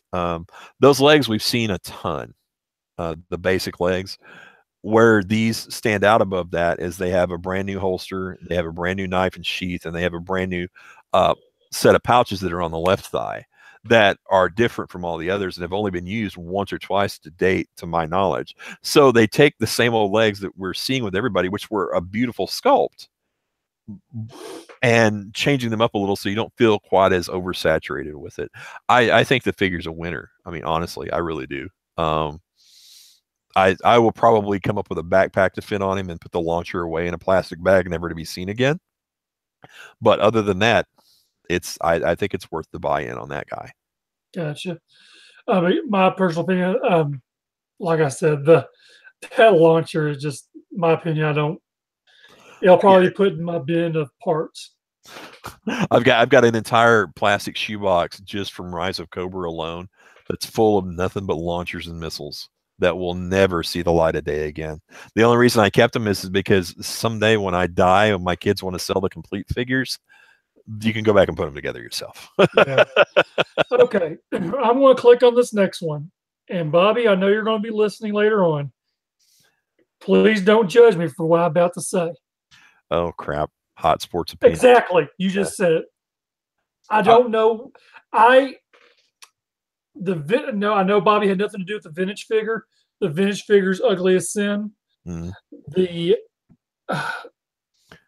The tomb is that I'm trying to remember the tombstone head that we got in the retail. Was it the one missing the eye? Yeah, Mark Weber chimed in on Facebook and reminded everybody of that the other day. The original tombstone head was shown with both eyes, like what we see right here. Right. And then the retail release had a scar added and one eye was blacked out to give him some more character. Yeah. I think I'm almost certain Bobby didn't have anything to do with this one. Okay, that's a steaming pile of crap. Well, I do not like it at all whatsoever. I think it had potential. Okay. Especially if you're looking to ape the original club release of this character. I think it had potential. Where it falls short are some of the paint hits and a little bit of the parts choices. Notice I said. The upper arms are cool. Those are from a great Snake Eyes figure.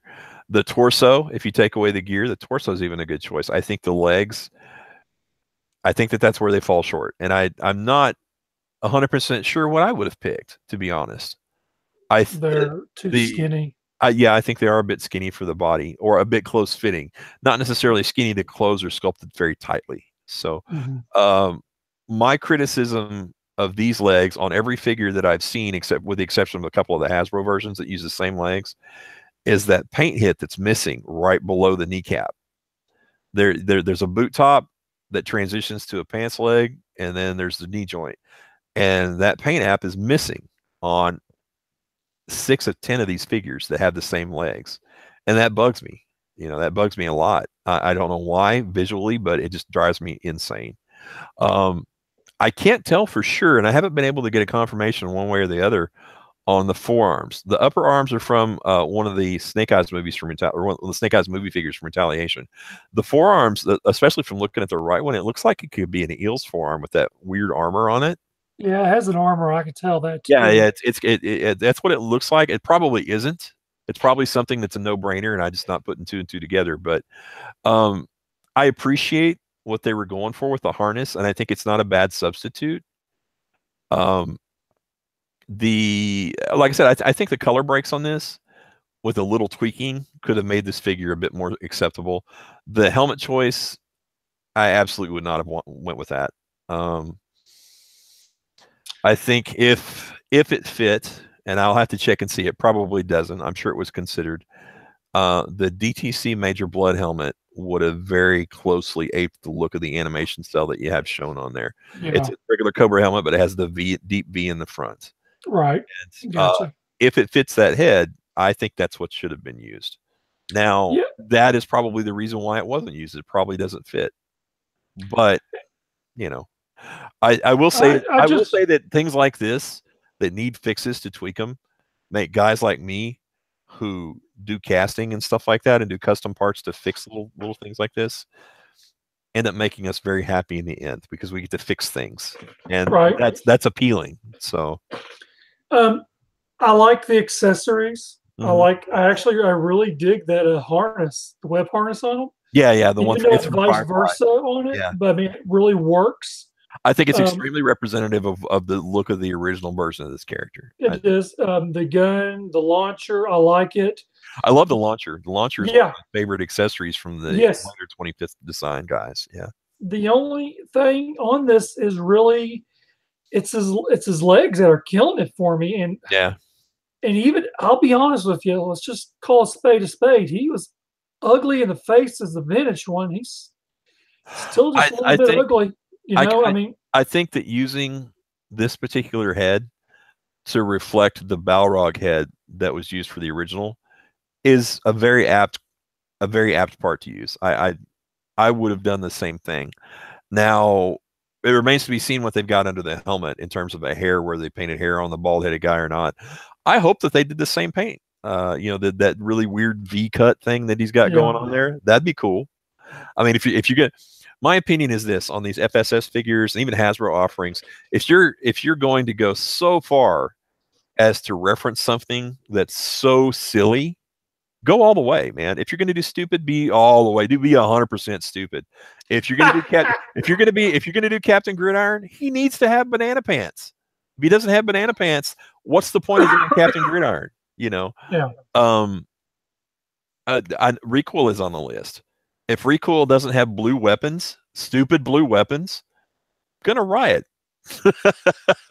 Because otherwise, what's the point?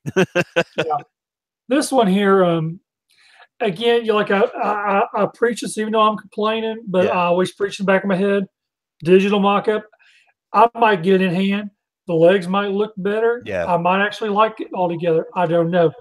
Right now, I'm kind of 50-50 on this one. You know what would have looked pretty cool on the lower legs is to use, well, if you look at the design of the original figure, the original A Real American Hero version of this guy from 2007, if you look at that, was 2007, wasn't it? Yeah, that was Atlanta.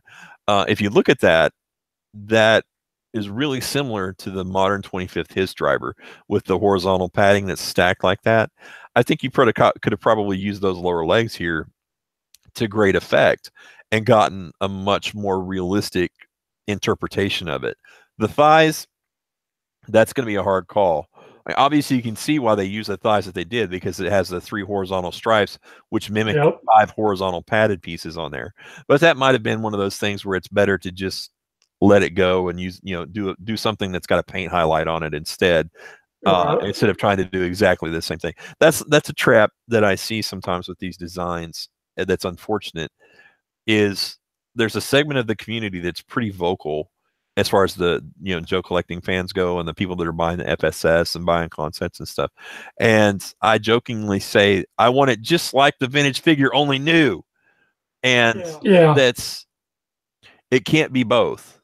You can without tooling up a brand new figure or brand new parts for every single solitary figure, you can't be both. They sure wouldn't be as cheap, or I ain't gonna say cheap, but they wouldn't be the price line they are now. Yeah, no, they wouldn't be. Brian's joked in the past when people were talking about stuff, how it would cost $100 a figure to do it if you want to do it the way you want to do it, and then are you going to be able to sell through that many to make it worth it? And while that's an exaggeration and a bit of hyperbole, it's not that far off. So here's the last one we got this yesterday. Clutch. Oy vey. I after looking at the vintage one and looking at the modern one, I mean, kind of right, but it's just nowhere near my cup of tea. The funny part was I think I sent in our group text with Bobby. That face kind of looks like Bobby. Bobby, I think he's actually Big Brawler. No.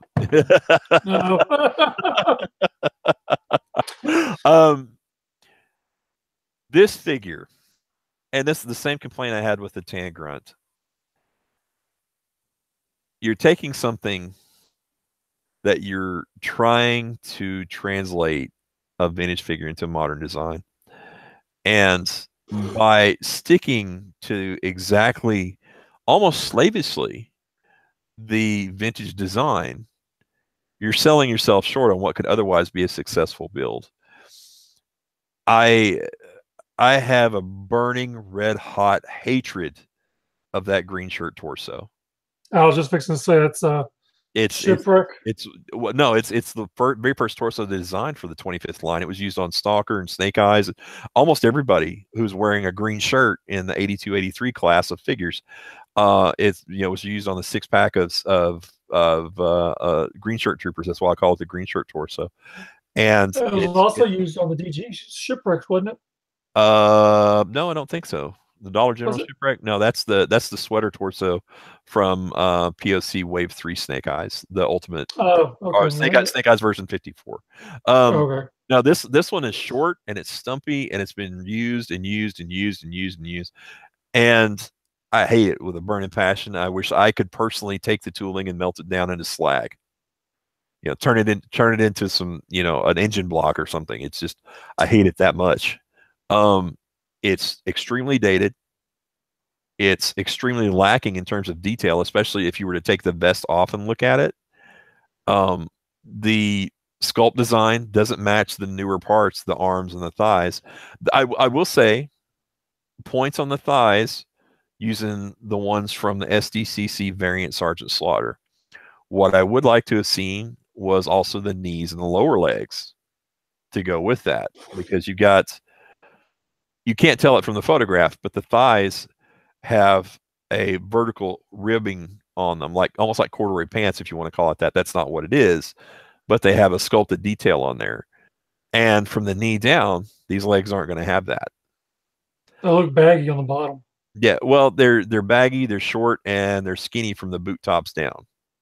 And if you look at the transition from the bottom of the upper thigh to the top of the lower leg, you can see there's a significant gap, especially on the left leg, where it dips in and then comes back out. Human legs and pants don't do that unless you've got a wrap or something around your knee, or a knee pad and straps around your knee. They don't do that. So it would have been better, in my opinion, to seek another torso. There's several that would have done really well here, and to go ahead and finish up the lower legs that you had on there. I'll accept the helmet. I don't dig it, but I'll accept it. And I'll take the 25th anniversary clutch head. There's not really a better one out there that could replace it other than a brand new tool, and we're not going to get that for this guy. So my criticism, like I said, is the same as the Tan Grunt. Tan Grunt had a couple of high points. They used the Zap head, the 25th Zap head, which is a great sculpt. It's a very modern, updated sculpt versus some of the earlier 25th stuff. And they just didn't paint the mustache and gave him auburn colored hair. So you get something that's a fantastic sculpt in a different color. Hang on just one second. My dog unplugged my computer. But go ahead and give him the Hot Sports opinion on what you think about the guy. I don't like it. That's too short. String it out. String it out. Thanks for your effort, but I don't like it. It's not my cup of tea. I'm not. It's not a. You know, I'm not really a big fan of clutch, to be honest with you, to begin with. So it would probably, depending on what it really looks like once I get it in hand, he will probably be up for grabs, everybody. But he does come with these nice little cones here for your vehicle that they don't have with it. I want to ask about the cones. All right, does this guy work for AT&T? Does every time he parks the truck, he's got to put one at the back and one at the front for safety? Right. Is that what's going on there?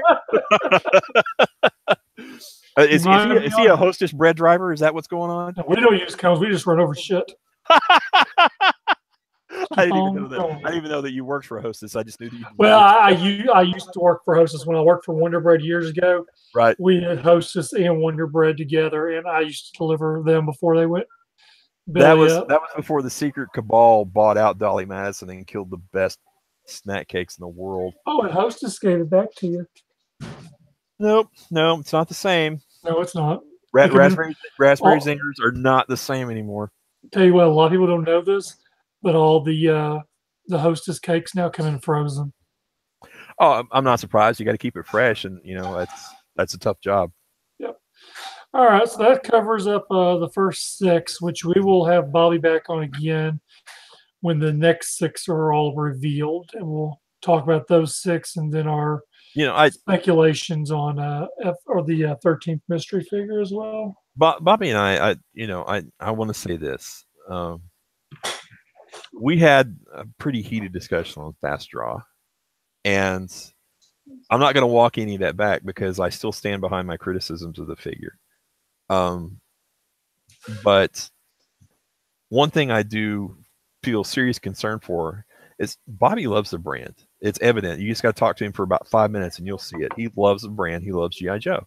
And absolutely. Some of the things that people are saying are absolutely without consideration. And I understand the viewpoint that they're giving is, I'm paying $38 for this figure. It needs to be everything I need it. I think it needs to be. Well, there are limitations, whether you like it or not. And that's just part of the damn deal, unfortunately. He's just not some guy that works at Hasbro and just makes this stuff up. One thing I can say about this brand versus Transformers is that him and Daryl both are like, yeah, they love G.I. Joe. They love G.I. Joe. They love his property. Yeah, I want when G.I. Joe comes back, if it comes back, to see a new group of people who are just as enthusiastic about the property jump on board with it, that that matches the fervor of the people that have supported it all this time. I mean, I've personally been with G.I. Joe since the 12-inch line back in the very early 70s. I was born in 1968. I literally grew up playing with secondhand stuff directly from the flea market that wasn't even 5 years old. So, I spent all the early 70s playing with 12-inch stuff and then moved on to Star Wars because it was a better scale and you could get vehicles and what have you. It wasn't nearly as cool. But then in 82, when Little Joe came out, I was in love. I wasn't gonna step away from that at all, and I haven't since then. So, all right. Yeah. One thing I want to take a quick look at. I know Dakota and Rick didn't talk about it, or Fred talked about it in his solo. I don't think it was out by then. Since you talked about 12-inch, 12-inch box art has been revealed. which is the Green Beret Machine Gun Outpost set.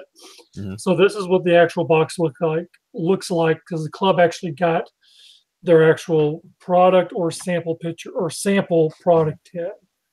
I think it's a cool looking set. I mean, I've only bought a few select 12-inch pieces from the club over the years. I've got the Crimson Guard Paratrooper. You know, my first con in 2001, I got a Paratrooper from that, which was I think it was a Normandy D-Day Ranger with a parachute on, which I still have it, you know, tucked away. I love the Mike Power figure that they did a couple of years ago. I think it's fantastic. I would have liked to have gotten the Mystery Adventure and all of his gear last year. That is the kind of out of the box stuff that I expect to see, that shows a great deal of creativity.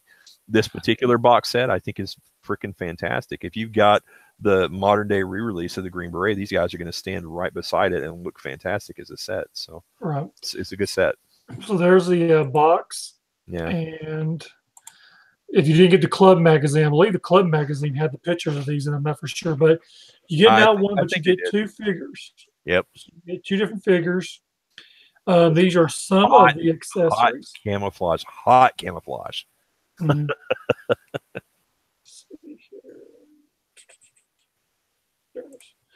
And then here's the accessories that come with everything. So I guess you get another uniform, or that's just one of them, or no? I think that's probably just showing one uniform all laid out with all the other accessories. Obviously, both figures I believe should have uniforms.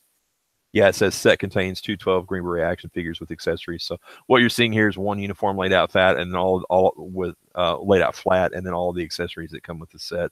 The looks like a 30 cal, the M16. Yeah, that may be supposed to be a 50 cal. If it is, it's a bit small, but I think that may be a 30 cal.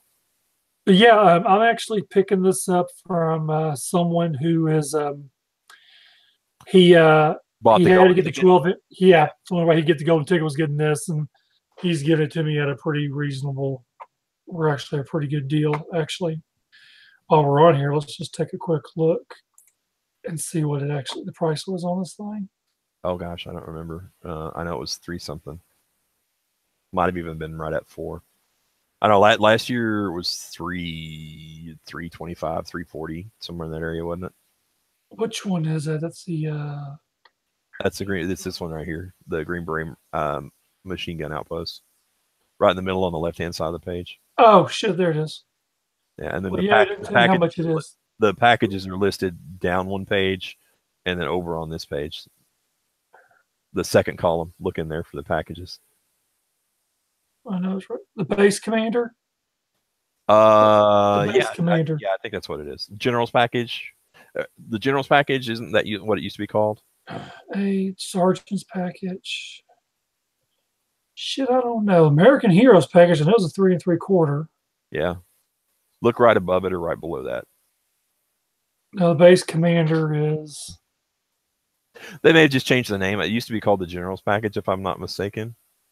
And then there was the Golden Ticket General's package, just like there's the Real American Hero. There's a Golden Ticket or American Heroes. So, the only difference between the two is the Golden Ticket, of course. Yeah, that's all the years I've gone. That's all I've ever gone. Anyways, I think that set is. I'm thinking it's 385. Yeah, that sounds about right. Somewhere 350 to 375. I'm only paying. I want to say the last time I checked, it was early this week. There were only 2 seats left for the customizing class on Wednesday. Thursday, of course, has been sold out. I realize Wednesday's a hard slog because you got to pay an extra night for the hotel. You got to travel a night early, blah, blah, blah. Oh, man. I already got mine figured out. I'm staying with you. I'll sleep in the lobby. Oh, well, you could. If it comes down to it and you need a space on the floor, I got that. But I want got like 4 or 5 guys in the room, so you know. Oh, we're gonna cuddle, man. No. Nobody shares a bed with me. I had a king bed last year to myself. I had guys sleeping in the floor. I ain't sharing a damn bed. The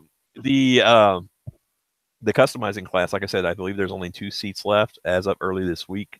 And I'll say it again. I've said it before. Do not miss the customizing class. Okay. Now, when when the reveals start, and hopefully that'll be soon, not up to me.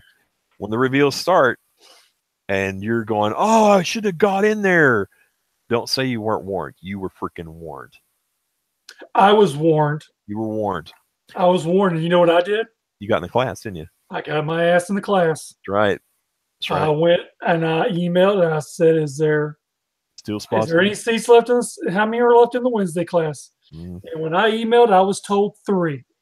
Then the email went out, and there's 2 because Big Mike got 1. I'm going to come in early too, or well, just so you're aware, you're going to have to sign a waiver at the beginning of the class, so that if you cut if I stab myself, exactly, if you cut the tip of your finger off with an X-Acto, we're not going to be held responsible, and the hotel's going to be held responsible for your clumsiness. So just so you're aware.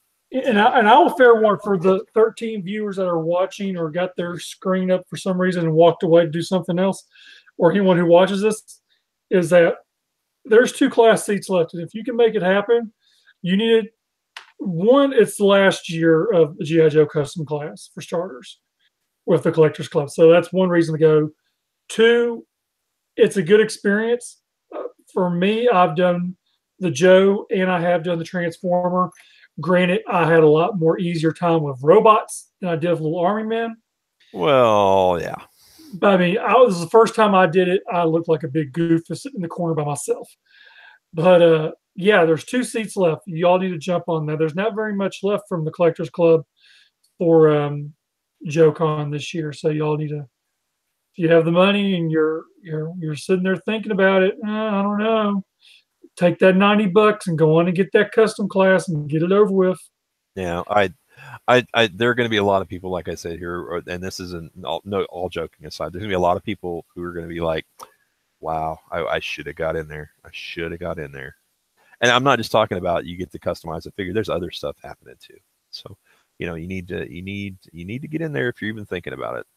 If you're not, great. Have a good time on your trip or on the tour or whatever you go do. But if you're a customizer or you lean toward that kind of thing, just saying, I'll quit harping on it now. Let's see. No more questions there. No. Yeah. They're all tired of listening to us talk, I'm sure. Probably so. Yeah. Fred's not here to entertain it. But I think that's what we're going to call a show there. Cool. We've gone almost 2 hours. We'll be back in 2 weeks. I know Fred has a guest lined out that we actually have been working on since about probably almost this time last year because of contract issues and hush-hush issues. He couldn't do podcasts or wasn't allowed to or something. I know Fred's been dealing with this one. So we'll have, if everything works out okay, we'll have him on in 2 weeks. We'll make an announcement. Cool. In about a week. Huh? That's cool. And then once we have all the figures up again, we might do it the next episode too. I know we'll have Bobby on again, and hopefully that guy. Yeah, he wants to come on and play. So hopefully we'll get Bobby back on, no problem, and then we'll go from there. I'm